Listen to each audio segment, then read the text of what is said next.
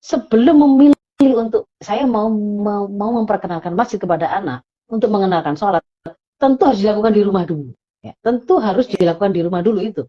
Pembiasaan ibadah di rumah dulu. Belum pernah diajarin sholat di rumah, belum kenal, belum ngerti bahwa kalau ibunya sholat, itu ibunya itu meskipun dipanggil, meskipun anaknya nangis, itu tidak akan membatalkan, sama begitu ya. Dia belum pernah tahu lihat itu, tiba-tiba langsung dibawa ke masjid. Kemudian ada sesuatu yang membuat dia tidak nyaman di sana, misalkan dia digigit serangga kah, dia nangis, ibunya kok kayaknya tidak ngereken, malah semakin tantrum. Nah, itu malah nggak betul. Jadi harus dilakukan pendidikan dan pembiasaan ibadah dulu di rumah, mengerti kalau sholat itu nggak bisa diganggu. Dia tahu, oh itu ada periodenya.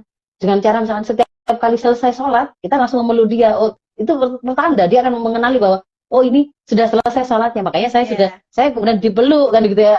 Ibu saya mulai menyapa saya lagi. Tadi saya mau panggil-panggil, saya nangisnya juga tidak direken gitu, tidak ya gitu kan ya. Jadi seperti itu di rumah dulu dipastikan. Sambil kita tadi lihat anaknya tadi sudah siap ini untuk lebih mandiri lagi. Nah, kalau kemudian mau dibawa ke masjid, maka lakukan sounding dulu, pembekalan ya. Pembekalan mulai dari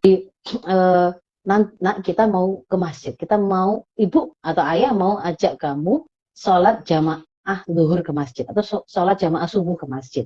Nanti sholatnya kalau subuh berapa rakaat? Oh, 2 rakaat. Berarti pada waktu sampai habis Allahu Akbar sampai salam, boleh nggak kemudian kalau kamu nangis, bapak atau ibu, itu artinya disampaikan begitu ya gambaran-gambarannya. Di sana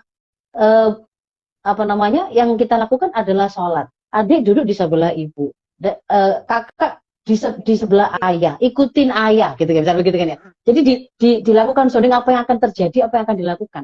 Dampingi, terutama kalau belum memais, wajib didampingi oleh mereka yang orang dewasa, gitu ya. Tidak boleh diserahkan kepada anak yang dia sendiri belum mukallaf, yang dia belum tahu bagaimana bertanggung jawab terhadap adiknya.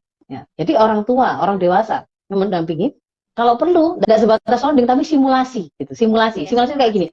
Simulasi misalkan gini, ayah sholat, ya, adik ikutin sholat. Kalau adik capek, apa yang dilakukan? Nah, kita tanya gitu misalkan, duduk di tempat sholatnya, tidak boleh lari-lari kemana-mana. Kalau misalkan nanti dipanggil sama teman, kamu misalnya begitu ya, dipanggil sama teman, Ahmad, misalnya begitu ya. Nah, kalau misalnya ada temannya yang manggil seperti itu, apa yang kamu lakukan? Ini namanya simulasi gitu ya.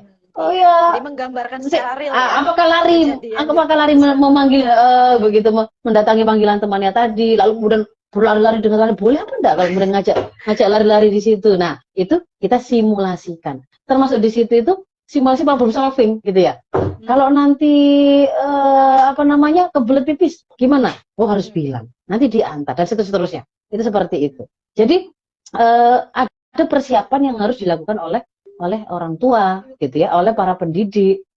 Nanti bisa jadi di sekolah kan juga diajarkan ya, dibawa ke masjid. Kalau mereka itu belum ngerti bagaimana sholat itu dilakukan di masjid, harus diajari dulu, mungkin di kelas dulu sebelum dibawa ke masjid berbaur dengan masyarakat. Diajari berjamaahnya di kelas kan gitu kan ya. Kalau kita di rumah, kita ajarin dulu di rumah.